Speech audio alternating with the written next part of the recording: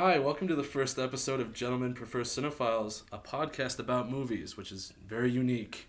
My name is Charlie Moore, I'm a film student, and this is... My name is Erynn. I am also a film student. I have a focus in directing and also German and Viennese cinema. I just live in the dumpster out back behind the library. He's not wrong. You guys think he's wrong. He's completely right. You should smell me right now. I smell like an art student. So here, we're just kind of here to talk about our favorite films of 2017. We saw quite a bit. I saw like 24 movies that came out this year. I would say I saw probably 30, maybe.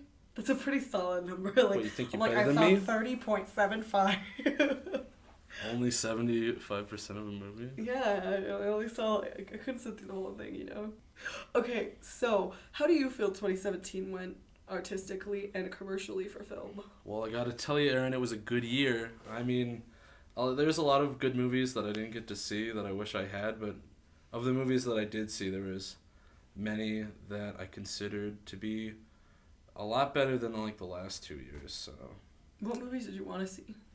I regret not being able to see Good Time yet, or Good Times. It's one of the two. It's directed by these two guys, the Safdies.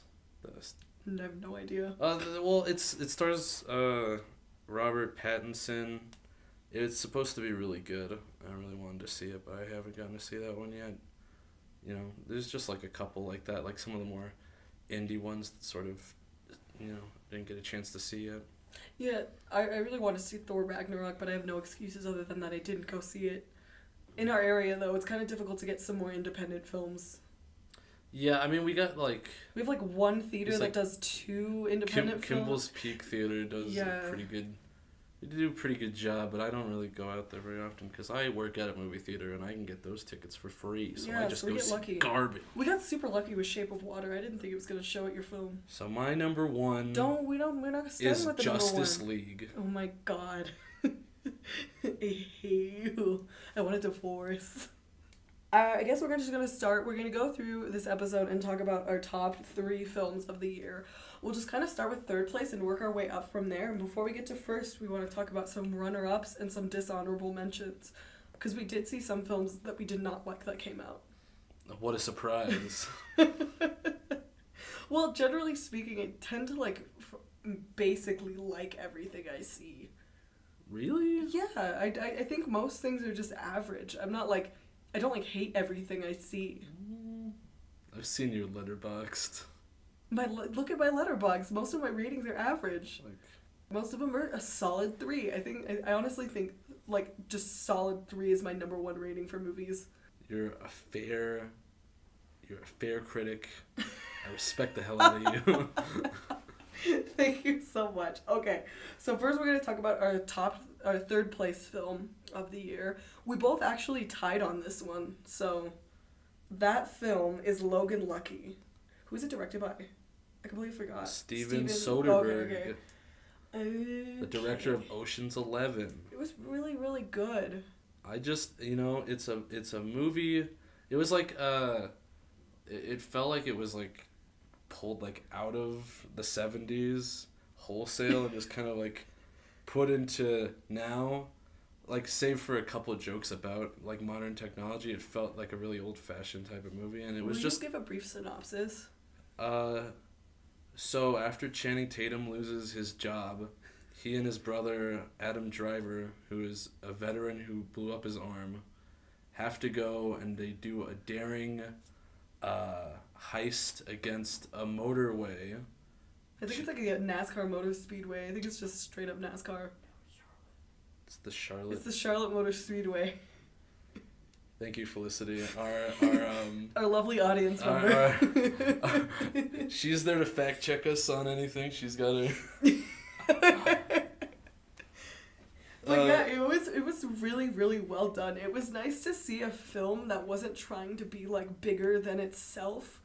Like, it was just a nice little heist film. And it didn't try to be like substantial or like profound, you know? It was really understated, but I think it hit on a really interesting note of like, I mean, it's not, I wouldn't say that it's like devoid of depth, because there is like a little bit of exploring certain themes about like why the brothers are in their situation and sort of like the social I don't mean circles depth. of it. I don't mean that it lacks depth. It's saying that it wasn't trying to be profound. I mean that it didn't fall into the trap a lot of like recent Hollywood films have, where it's like, this is the worst thing to happen to humanity ever. The events in this film are really important to society and everything, and implications of philosophy.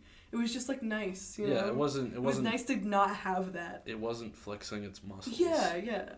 Yeah, I liked the soundtrack a lot, and I thought the cinematography at first feels a little like deceptively simple, but it kind of, you know, it sort of continues with that, and I thought that it did a pretty good job of like leaving out certain information and like giving it back to you later, which is like, I don't know, a lot of directors try to do that but don't do it very well, but it's like, you know, I thought that it was handled really well in this. I thought the style was really nice. It was just sort of like, it had a good energy to it because of that whole like 70s vibe.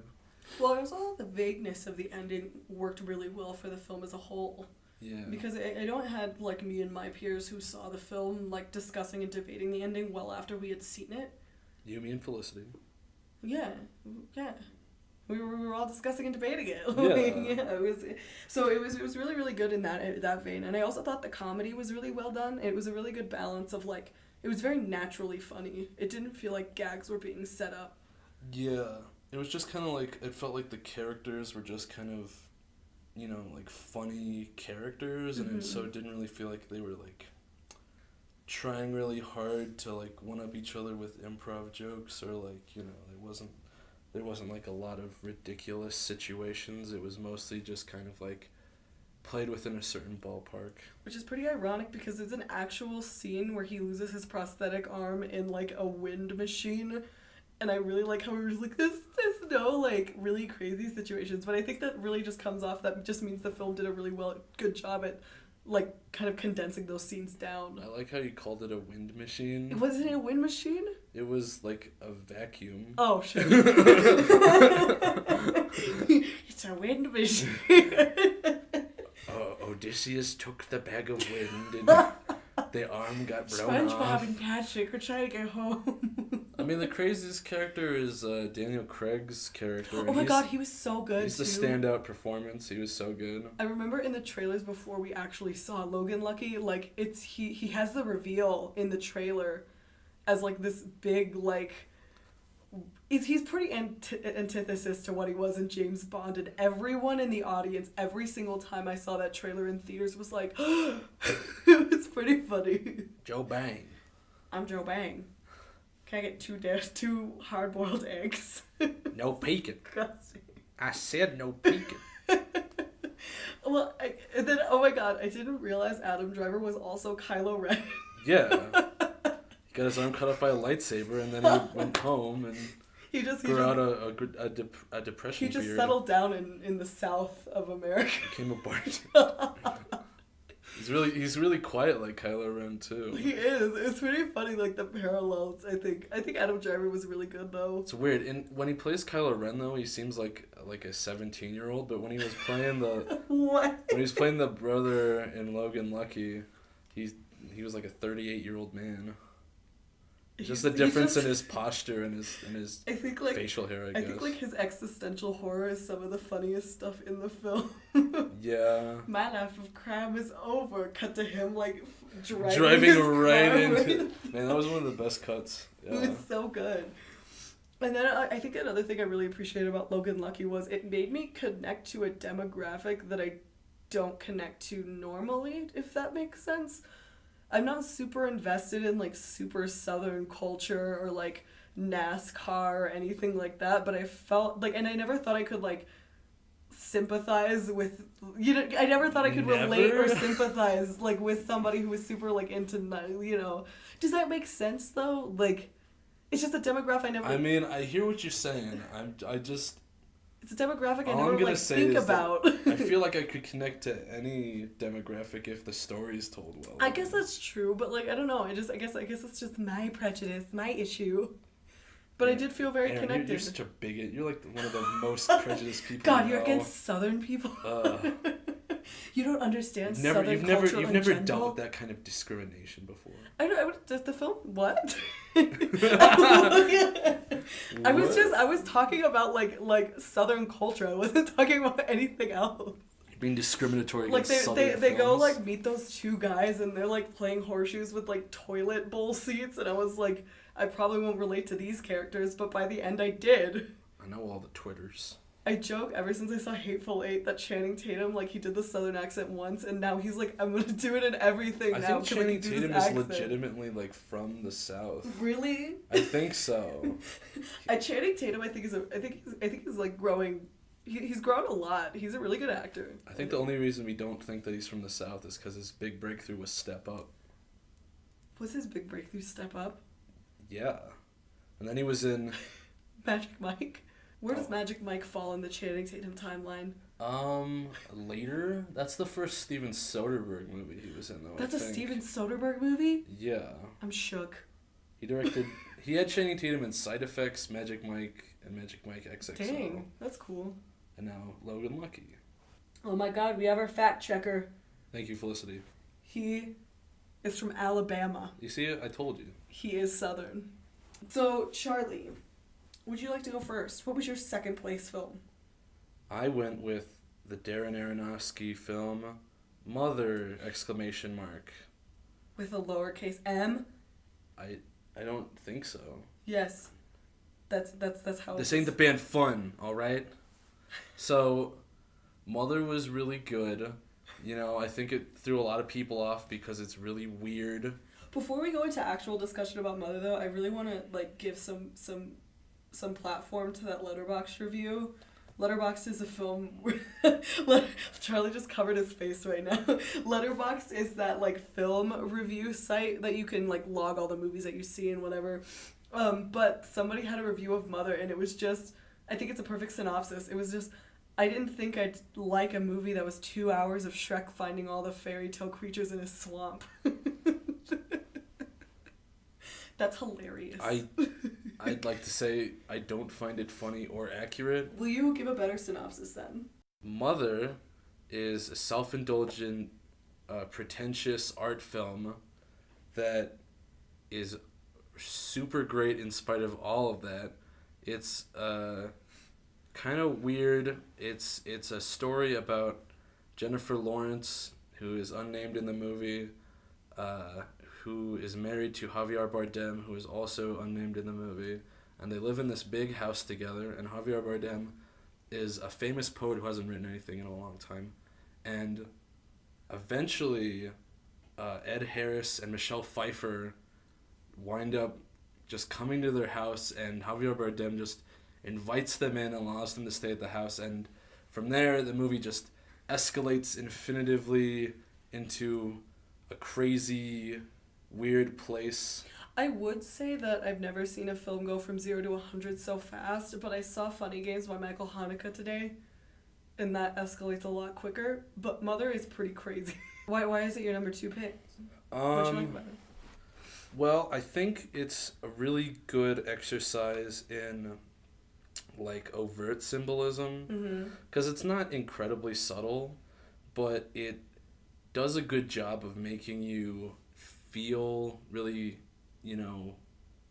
connected to the point of view of the main character played by Jennifer Lawrence, because I felt like the whole time I was just like, because she's like scrubbed the floors and she's fixed up the whole house. It's basically her house. Like it's her like pet project. She's the one that made it the house that it is, and then people just start coming in and like screwing with it, and I'd be like, in that position, I was feeling so much anxiety when we saw it, because I was just like, it was like eating away at my stomach, like the way that the people just were like, they just kept coming in and kept doing this stuff. Well, I completely agree. I think, like, I can't think of another film off the top of my head where I've, like, so quickly and, like, so strongly felt connected in the same feelings as a character in a film.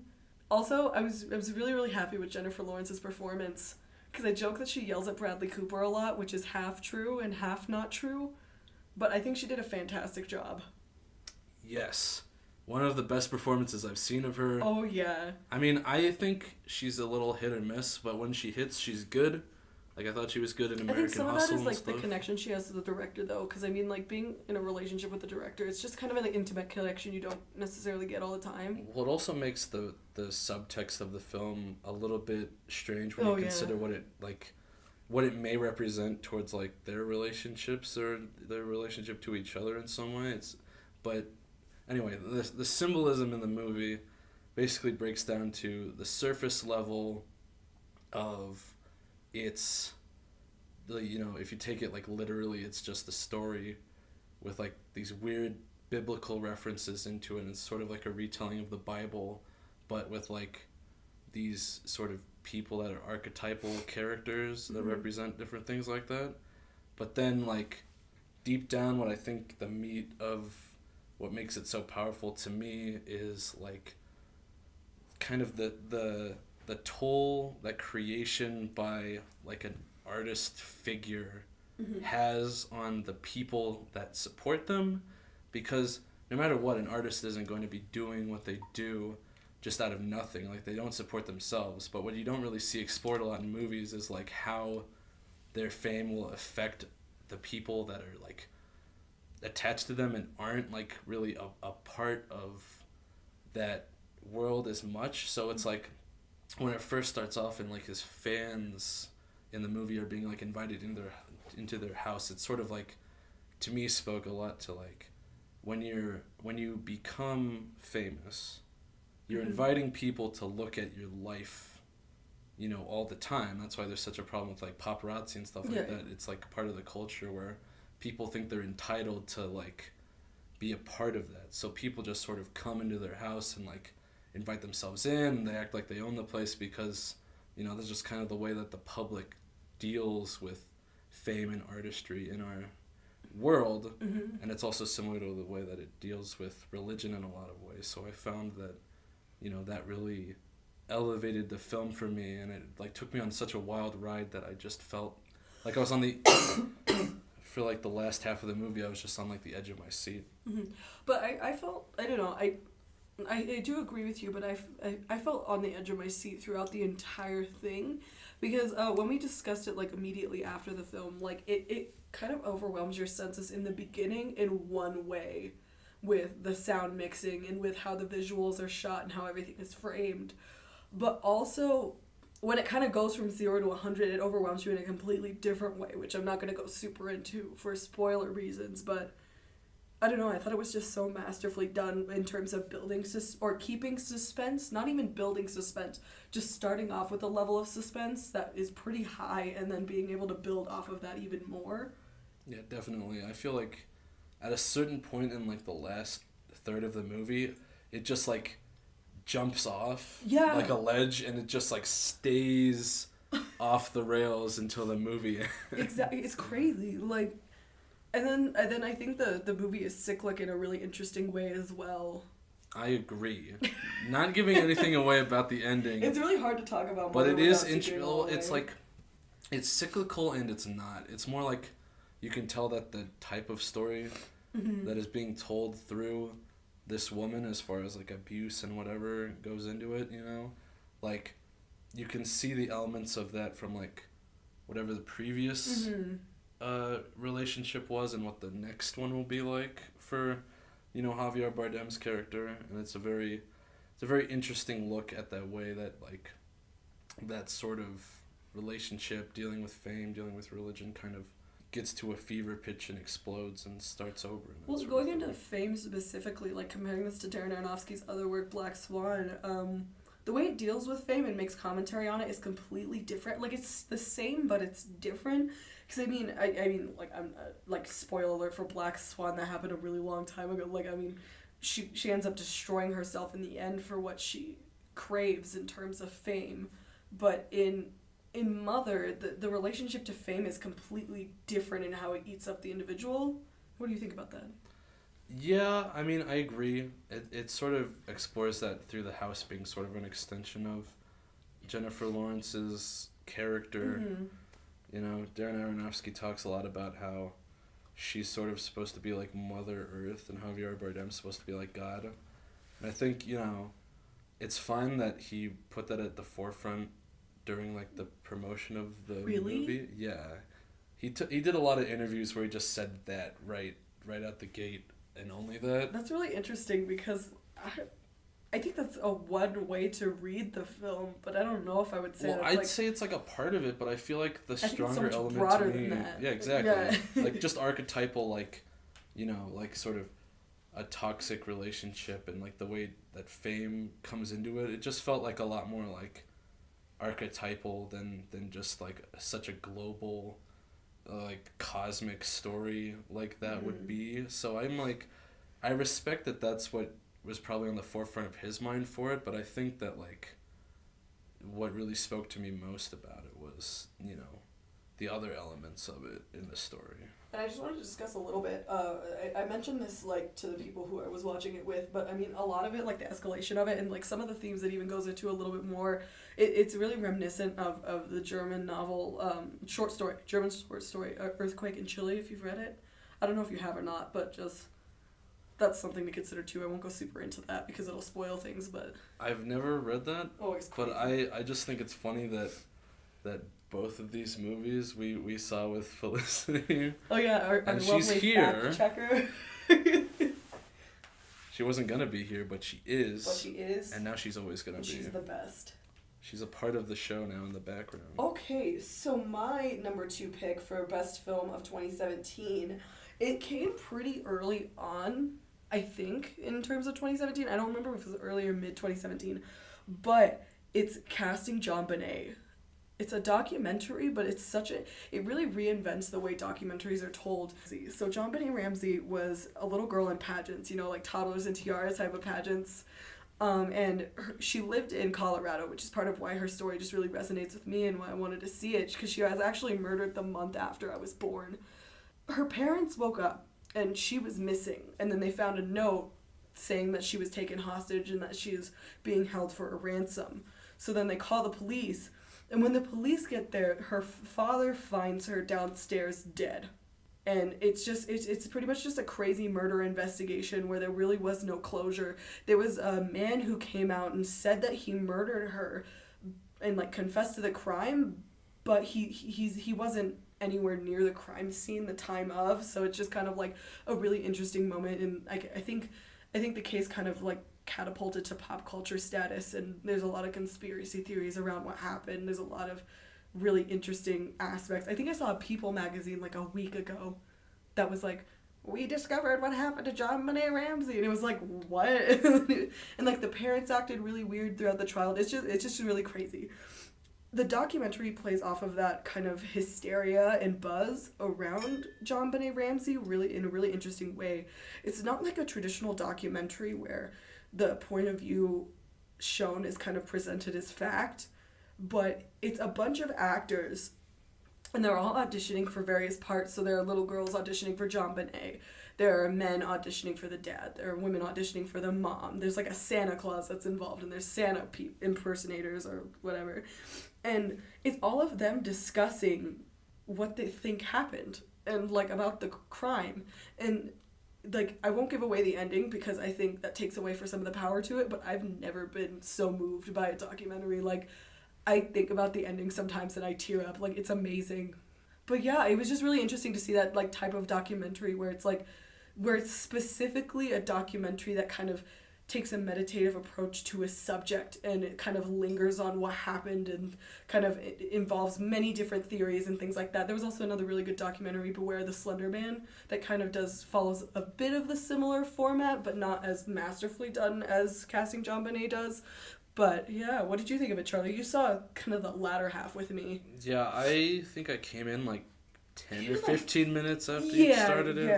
Yeah. So I saw most of it. I thought it was really interesting. I'd call it like less of a documentary of the actual crime and more of like an exploration of like certain themes of like sociology amongst just like different groups of people.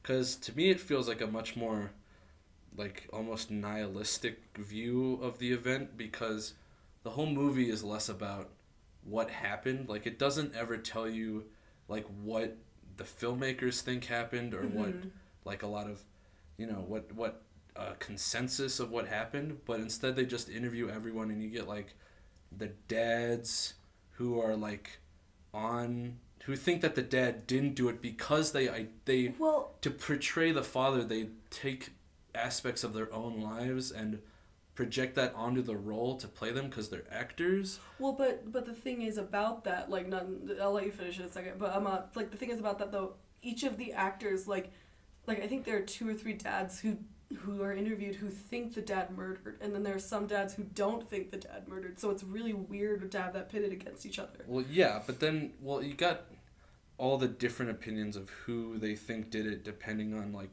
where they're playing the role from what aspect, but, like, the mothers come in, and there's some that have, like, their own experiences that they identify with, and they project onto the mother to play the role, and so they have, like, a different perspective of who is responsible. Well, and by that, it's kind of like, so you're saying, I'm a mother, this is how I would react in this situation, therefore this is what I think about JonBenet's mother. Well, right? There's, like, one really heartbreaking one where she talks about, like, being abused, where her view of, like, that sort of, like, comes into it, where she, like, kind of, uses that experience to sort of feel out how, like, who she would think it is instead. And it's sort of like, by the end of the movie, when they just, like, play all of the different people playing the different parts, like, all at the same time, you sort of, like, you see so many different versions of the characters that you completely lose sight of what, the reality of it is, because the truth about, like, that whole case is that you're not really going to know what really happened.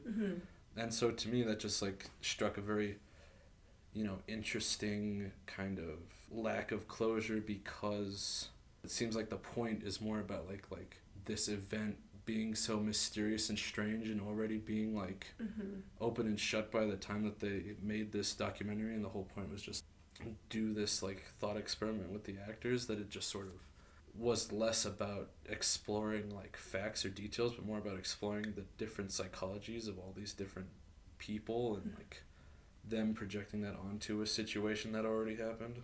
The ending is, like, one of the most beautiful endings to any film I've ever seen in my life. So I would highly recommend casting JonBenet. But now, shall we move on? Ooh. Shall we talk about runner-ups or dishonorable mentions first? We won't go super into the runner-ups as much as we have the other films, but... I will say that mine's not a runner-up, as it is just sort of like an honorable mention for, like, a thing that came out this year. Okay. But it wouldn't be, like, my number 4th. Oh, okay. So what is yours then? You go first. So... Just talk about your runner-up. You're not... Talk about your honorable mention. My honorable mention is for Twin Peaks: The Return by David Lynch and Mark Frost. Mad respect for how they planned that out. Yeah. Years and years ago, and kept it under wraps. Years.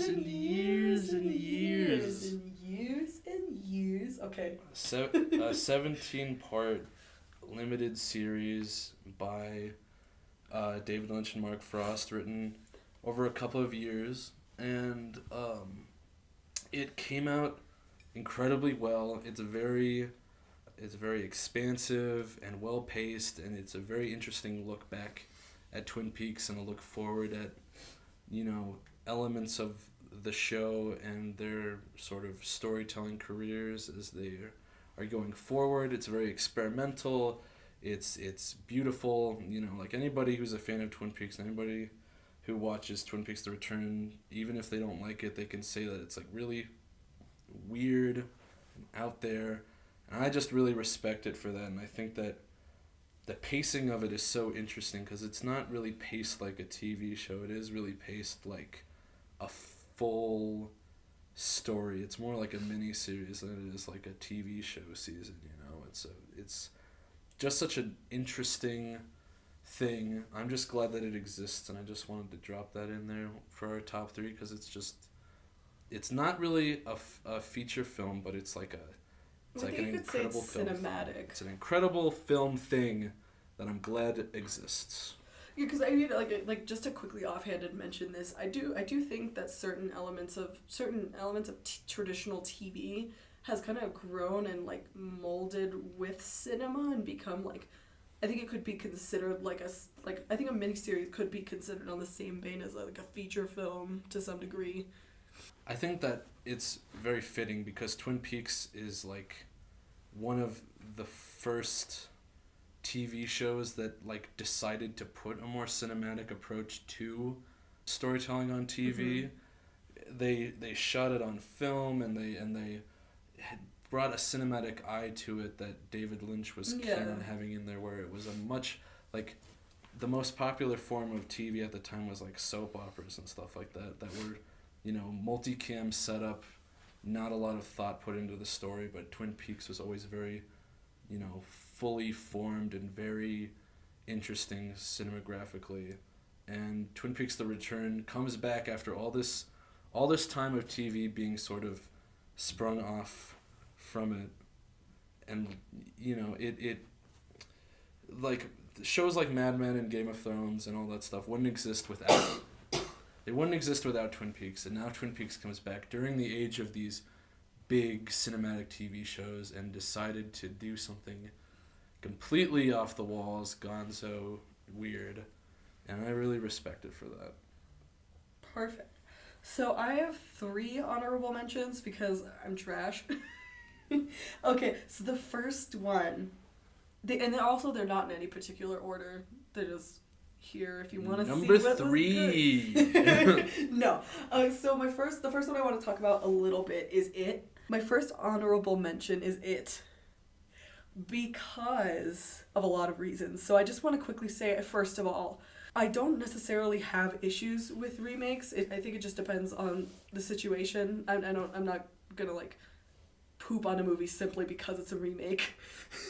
So also I just want to say I am a diehard fan for the original It. It was the first horror film I've ever seen in my life, and so it holds a very special place in my heart. And I also really love Tim Curry. So let me tell you, I went in like with a pretty low expectations for how it was going to go. I would honestly just recommend it solely for how good the actors are. The child actors in it are amazing. I was blown away because usually, especially in horror films, child actors are just kind of the weak link, I think, more often than not. And to see these kids who not only were so good individually, but also had amazing group chemistry, it was just super remarkable.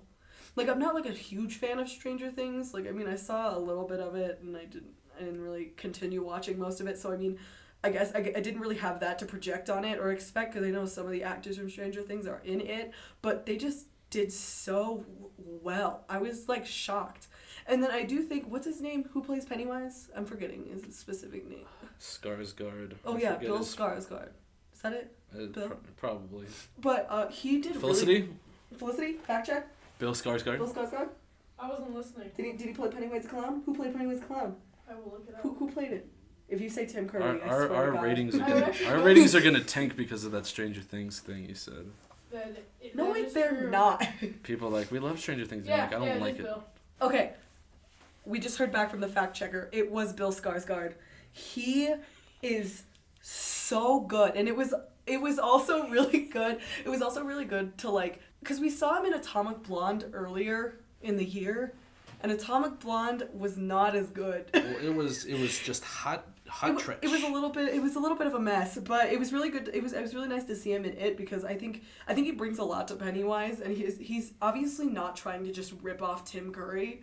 Yeah. Like, it's the same character, but it's done in such a different way that you don't feel upset, or at least I didn't feel upset about it. Well, I think you'd be in a hard place if he did try to like recapture that. It just wouldn't work. It just would be really awkward, because Tim Curry, like, he's just, not only is he his own thing as an actor, but he's his own thing with the characters he plays. He has like 2 different elements. Regardless of the overall quality of Stephen King's It, the miniseries, like, Tim Curry's performance is like the iconic thing from it.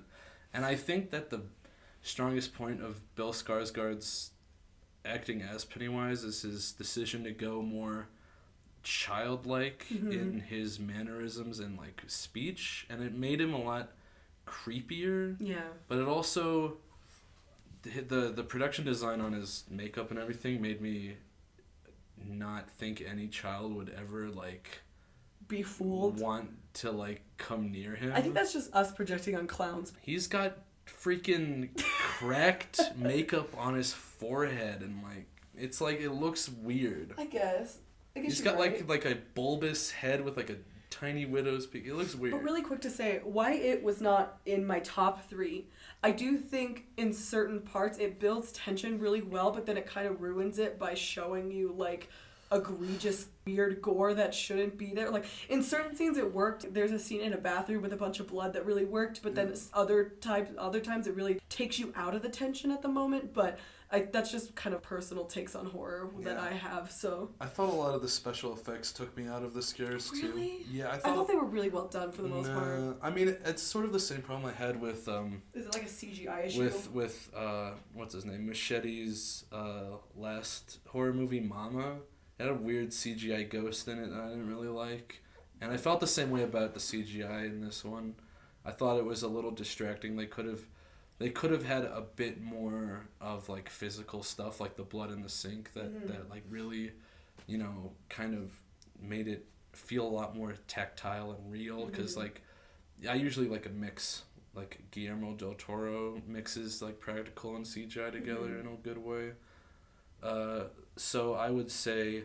But yeah, that was definitely Yeah, I thought some of the cliches and the pacing were a little bit weird too, but that was pretty much. But I also thought overall it was some of the best of the year. I liked all the Goonies stuff. I didn't like any of the Scoory stuff, because it wasn't very Scoory. I thought you were gonna say I didn't like any of the Scooby stuff, and I was like, what? It's just like, what are you talking about? I liked it when they were the Goonies, not when they were the Scoobies. I was like, okay. So my next runner-up is the Lego Batman movie. Gay Batman Dad the movie. I thought it was so good. It was the first Lego film I saw. I was just so shocked at how good it was. Like I don't know why I thought it was gonna be bad. What? You said the first Lego film. I was just like the Lego Batman film. I didn't see the Lego movie before I saw the Lego Batman. I know. I was just making fun of the word. Oh, the first 5 to 10 minutes of the film are just so well done with the comedy. It's very screwball and how it's just kind of like joke after joke after joke after joke stacked on top of each other with like really fast pacing, and I thought that worked really well. I don't know, they didn't all land for me. I liked the main. Meow meow, you're in. Meow meow. Yeah, I really liked the structure of it though, and I thought that it was an interesting characterization of Batman. I was very surprised by how far they took the metaphor of the gay relationship between him and Joker. Me too. And that was something that I really thought was interesting and that I liked about it. So I liked it a lot. I still think the Lego Movie 1 is better, but I liked the Lego Batman movie. I don't know, Charlie. My vote's gonna be Lego Batman. I mean, it's fine. It's just that, you know, I just thought some of it didn't work for me as well as the Lego Movie. Okay. That's all. That's fine. It's good though. Yeah, that's good. That's pretty much all I want to say about Lego Batman movie. Like, It's I mean, fun.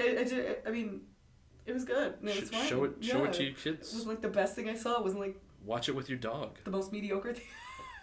Watch it with your dog. Get all your Legos together and watch them all together. Get a nice spliff going and just go to town with throw your friends. a nice little party. You know, just like throw on some Bob Marley. Oh my god.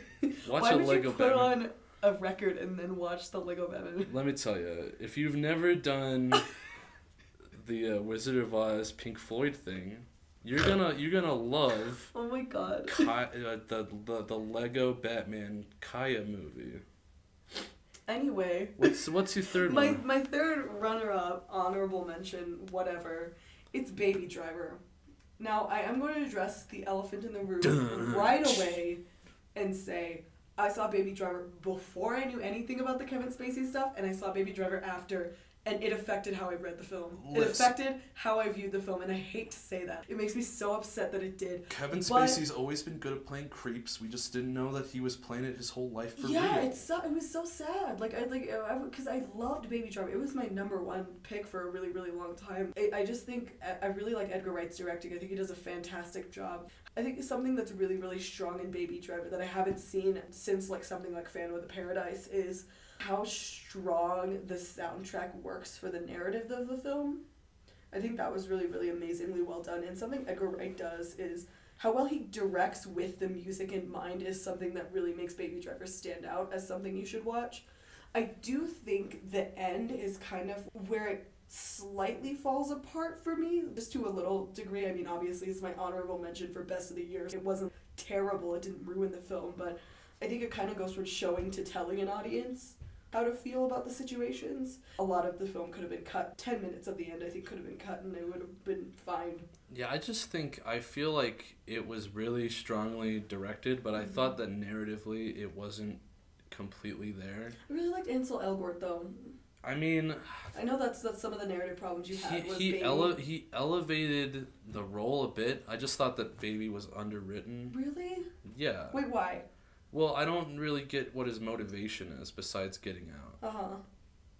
But okay. I don't know. I guess I just think getting out's a pretty fine motivation. I mean, sure, but I just want to know more about what he wants to do besides his little remixing conversations thing. It's just like he doesn't really have much of a personal life, but besides the old man and then the girl that falls in love with him in 2 days, which is fine. I just thought, like, of all the characters in the movie, I found Baby to be, like, the least interesting. Besides maybe Kevin Spacey's character, because he's just sort of like a mob boss guy. But, like, I thought Kevin Spacey did a good job. It's just after all this stuff happened, I was just, like, sneering at Kevin Spacey. I'm just saying, like, you know, Jamie Foxx's character. I really like the couple. John Bernthal, John Hamm. Really cool lady. I forget her name. It sucks. She's amazing. She's probably my favorite part of the whole film. She's really, really cool. I really like Lily James. Yeah, I think it's Lily James. She's playing young Meryl Streep in the new Mamma Mia. Couldn't get Meryl Streep back for that one. Meryl Streep can't play herself younger. She's not even in the present day stuff. Her character's dead now because she didn't want to do it, obviously. Because the first one sucked. And then another thing about Baby Driver, really quick to go back, to backtrack from where I went. It started off this trend that I noticed throughout the year that really shocked me. I would say I'm professionally fluent in ASL, American Sign Language. And Baby Driver was the first film I've ever seen that had sign language in it. So that was really interesting. And then like a whole bunch of movies after it have ASL now, and I was really, really excited about that. It was pretty cool. Sign language is in my number one pick. Spoilers ahead. But before we go to our number one picks, we just want to briefly mention our dishonorable mentions. But yeah, you should watch Baby Driver. But Charlie, it's great. What is your dishonorable mention? My least favorite film of the year over everything else is King Arthur, Legend of the Sword. Which, let me tell you, oh my God. I'm a huge King Arthur fan. Excalibur is one of my favorite movies. I love fantasy movies. This movie is hot garbage. It's hot garbage that got cold and still smells. It's that bad. It wasn't entertaining bad at all. There are so many things that are working against it. Let's roll through them. One, extremely unlikable protagonist. Yeah. Disorienting editing that is like really bad and obnoxious. Really quick, sorry not to cut you off. They blow through King Arthur's entire upbringing from when he's 5 years old to when he's like a 30-year-old man in 3 minutes. It's supposed to... 3 minutes! You're supposed to be like a dude who's getting pumped up because he's like punching the air and he's like... and then he's like, collecting money. He's like a little kid who's got like a little coin box. He like works in a He buys a brothel and he runs the brothel, and all the women that work in the brothel are all like, oh, he takes such good care of us, he's such a great guy. And then he's like an obnoxious jerk. Another thing that was really stark that I want to talk about really quick was the blocking was laughable. There is a scene, they're in this house, and there's a man and his son who are working for King Arthur, and so the son runs in, the city's being invaded, and they have to like flee before the king finds them, and so he's like, oh my god, Dad, where are you gonna come follow us to the place? And then he's like, we're outside, we're about to ride the horses, and he's like, okay son, I'll be out in just a minute, and the son exits frame, and the second the son exits frame, the king comes out the back and is like, where are they? And I was like, weren't you just listening? Weren't you just like right behind the door listening? What? It's basically like a 50s sitcom where a character walks in from the side of the stage. He just kind of walks out and he's like, and I'm here. He's like, where are they? Jude Law's here. Really bad CGI, really bad editing, really bad shaky cam in a lot of scenes. One of the things that was like the breaking point near the end of the movie is that it's revealed that there's like this there's this magic power that they can tap into of some kind. Jude Law becomes a big, scary dude on a horse. He becomes like a Dark Souls boss. Here's battle. the thing about it: the design of his character with the axe, or scythe or whatever, or everything with the horse and everything with the fire. He looks like this character called Death Dealer from fucking paintings by Frank Frazetta. And they did not credit Frank Frazetta on that movie, and I'm like, you ripped off one of my favorite artists. Boo on you. Frank Frazetta is 100 times the fantasy artist that you are, Guy Ritchie. Giant elephants at the beginning of the movie. You ripped off Lord of the Rings. I felt embarrassed for the film at the end, which was a really weird state to leave the theater in, because you could tell that they were fully convinced they were getting a franchise from this. They like reveal the round table at the end, like spoiler alert. In construction. And then he's table. like, "What's this? Is it a wheel of cheese?" It's like no, there's chairs around it. It's a table. And then you're just sitting there in the audience, and like instead of being like, "Oh, the round table," you're just like, there's not going to be another one of these. Like, It's not going to be another one. You're just like, man, these... And then for some reason it cuts back to like his flashback of his mom dying, but it cuts back to the same exact shots at least 5 times throughout the film. It was just a pacing mess. It was very sad. Yep, it was extremely disappointing on multiple levels for me, and it more than anything, it just hurt my brain with the editing. It just gave me a headache for real, and I was like, these movies are too fast now. They're too loud. Well, in the theater, it was really funny. I went to the bathroom and I came back during commercials, and the Transformers trailer was playing, and they also did a King Arthur thing this year. And I was like, oh, did the movie start already? And then it's like Optimus Prime, and I was like, wait a minute. What's going on with this King Arthur? This is a weird choice, Guy Ritchie. But yeah. I left to the bathroom in the middle of the movie. I mean, it was a very Guy Ritchie film. I didn't want to come back, but I did eventually. And I'm glad he left when he did, because the second he walked out of the theater, a middle I almost said Middle Earth, a Middle Ages pop song started to play, and it was a mess. It was very sad. So, my dishonorable mention for the year of 2017 is the Emoji Movie. Dun, dun, dun. Who would have thought the Emoji Movie would have been bad, you know? I'm surprised it's not nominated for Best Animated It better Feature. get Best Animated. No. So it's not nominated. My main issue with the Emoji Movie, I think, is everybody's issue. Now, I don't have an issue with films making money and needing to make money. Like, obviously, that's a thing that needs to happen, especially in our capitalistic society. However, the movie didn't feel like, oh my god, we really want to make a movie about emojis. Let's get some ads on here so that we can make it and like make it ours, and that it'll be financially feasible. It felt like they went into it wanting to make money, and then they were like, oh, we want to make some money. Let's make a movie about emojis, you know? And it's really sad because it's also really sad to watch, because you could tell the animators tried really hard. The film is very sleek. The animations are really good. There's a couple of really good visual gags. TJ Miller's trying his damnedest. It's the best thing I've seen TJ Miller in, and he did a really good job, but like, it's just terrible. It's so bad. The best thing The narrative is awful. Is it the only thing you've seen TJ Miller in? No, I've seen him in Office Christmas Party. So the bar wasn't high. Why isn't that on the list at all? Because that was 2 years ago. Really? Yeah. Anyway. Oh jeez. But yeah, it's just so bad. And it's like the other thing about it is like it's pretty much like the Lego Movie all over again, which was also a little bit embarrassing. It's like the most boring, tedious version of that type of story I've ever seen. It's generic. It's not funny or witty or even they don't even do anything interesting with the layout of the technology world. It's literally just cubes that they walk to. They just walk for most of it. Yeah. Then they do plugins for the different And then like High Five apps. is really annoying. Yeah. And then like when you watch the interviews of it, like you can tell like nobody but TJ Miller cared about it. He played himself on that one.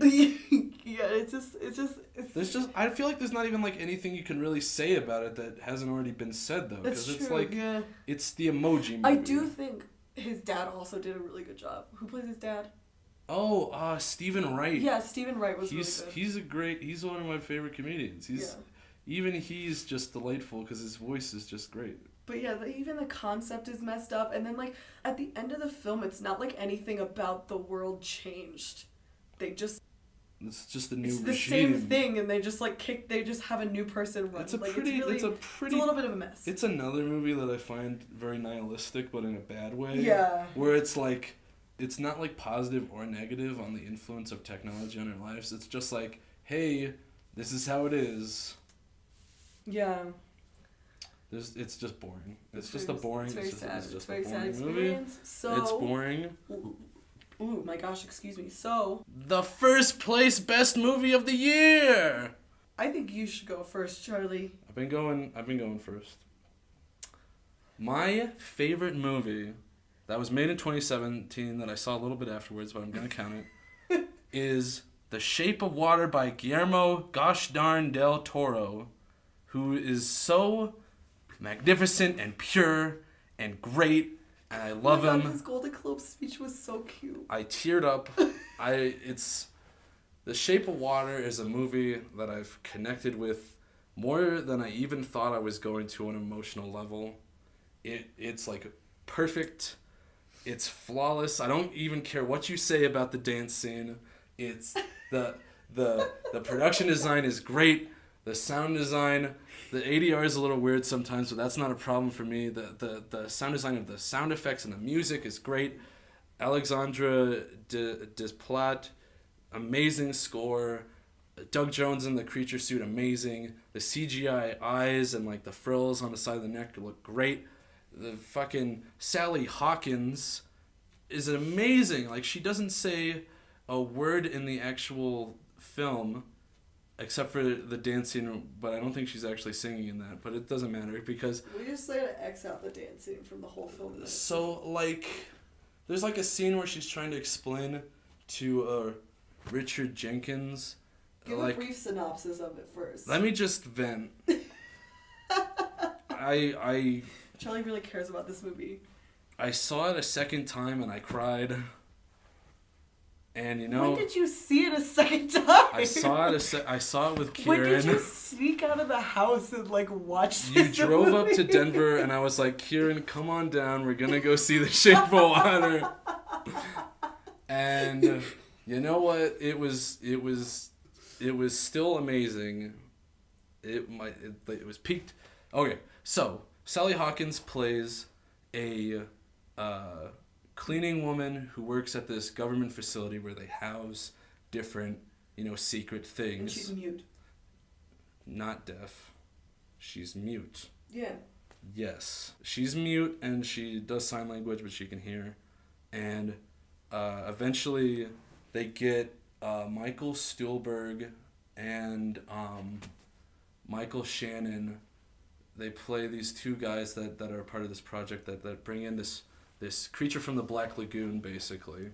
And it's just about her, falling in love, and it's very touching and pure, but it's also about like isolation and sort of like cultural repression and stuff like that. And it's just it's a very thoughtful film. It's very visually, very visually good at telling the story without that much words. The color coding is really great, and it's just like a dazzling film to look at, and it was very touching to me personally. So I just that's my piece on it. Yeah, I thought it was really great. I agree 100% with Charlie, except I did not enjoy the dance sequence. I didn't think it was necessary. But that was just me. I thought the rest of it was really well done. I thought it was lovely. Also, the villain is one of the most grimiest, disgusting people I've ever seen in my life. But this year, for some reason, I think all the filmmakers had a meeting about how they were going to introduce villains. Because it was pretty much the same, like, when we saw The Last Jedi, I laughed out loud when it cuts to the villain, and he's just like, man, I'm so evil. He's, like, all black, he's brooding, the lighting is, like, it's really interesting, but they do the same thing in The Shape of Water, but, I mean, I think it's really well done, yeah. I mean, it's a very operatic type of storytelling, so I think that it's definitely very heightened. It is true that a lot more villains have been introduced this way recently. It's weird. They kind of go through lulls of that, I think. Yeah. But I think it takes its time with the story, and I think everything it doesn't focus on anything that doesn't matter, if that makes sense. Like, everything has a point within the film, and it all culminates to, like, one grand finale, and I think it does a really good job of that. Yeah. And then I think Guillermo del Toro is just a really, really good director. He's so good. He's an inspiration to me. So I would like to talk about my first place film as well. Stop now. So my number one film of 2017 was Kenneth Branagh's Murder on the Orient Express. I loved it. I didn't think it was perfect because I've seen Funny Games and The Hateful Eight, and those are perfect. But The Shape of Water. But Murder on the Orient Express it was so well directed. I thought the blocking was beautiful. I thought the super long one takes were wonderful. I really love mystery films and films that really, really emphasize the mystery genre. I found myself throughout trying to discover the crime and figure out who it was, along with Hercule Poirot. Hercule Poirot. So I just thought it was masterfully done. It's just so elegant and sleek. Everyone just looks beautiful. Everyone plays their roles so perfectly. One of our professors had a problem with it because he said, you have people like Judi Dench and Penelope Cruz, like, why don't you use them more? But I think that's just a problem you run into with a larger cast. Yeah. But I mean, I still thought everyone did a fantastic job when they were on screen. Like, I mean, when Judi Dench is on screen, it's all about her character and it's all about her, and she really, like, marvels in it. But then when, like, it's Penelope Cruz, it's the same thing with that. I thought Leslie Odom Jr. did fantastic. I was scared. I know at the place we're at with filmmaking, theater actors sometimes have a hard time transitioning into film, and just in terms of, because it's just a different acting style. And I think Leslie Odom Jr. he just seamlessly transitioned, and he did fantastic.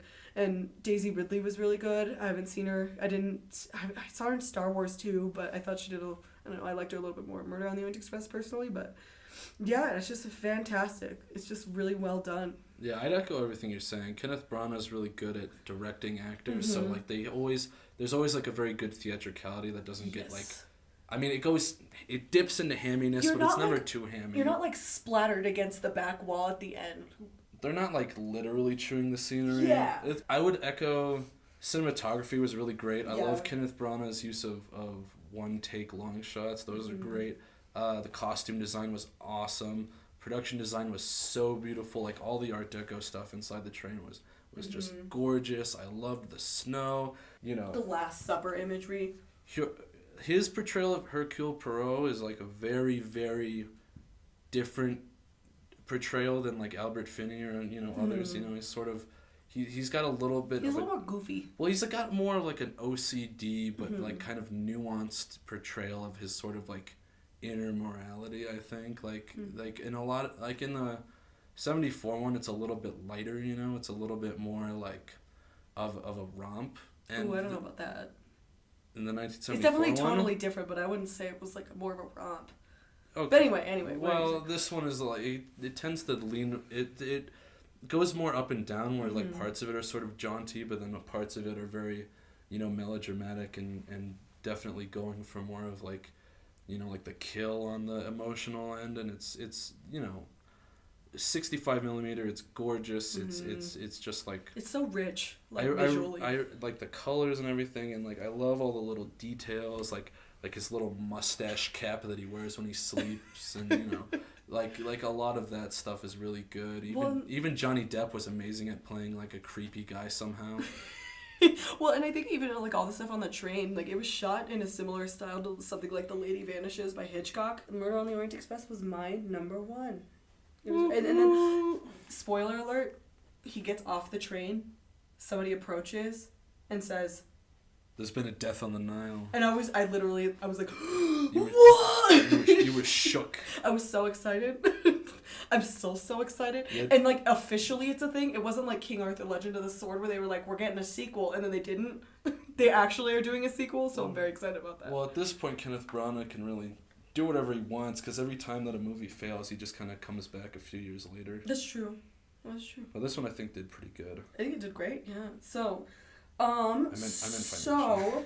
future episodes, we're trying to, so just to kind of give you guys a little bit of a picture where Gentlemen Prefer Cinephiles is headed, for future episodes, we plan to have a mix of just talking about broad topics and talking about specific films. The future in space.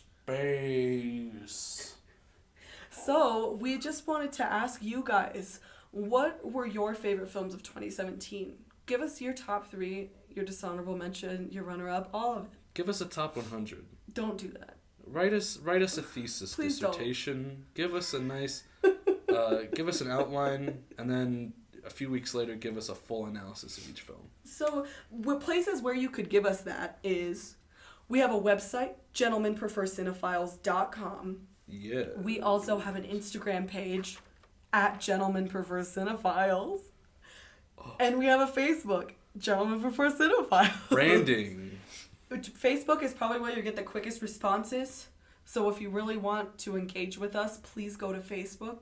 But follow us on any of that. Yeah, our next episode is coming out next week. Same time, same place. What is our next episode about, Charlie? Well, Erynn, we're going to be talking about cinematic universes. Yes. The peaks and the follies. So if you guys have anything that you would like us to talk about with that, please go ahead and just send us a message somewhere. Hit us up on social media.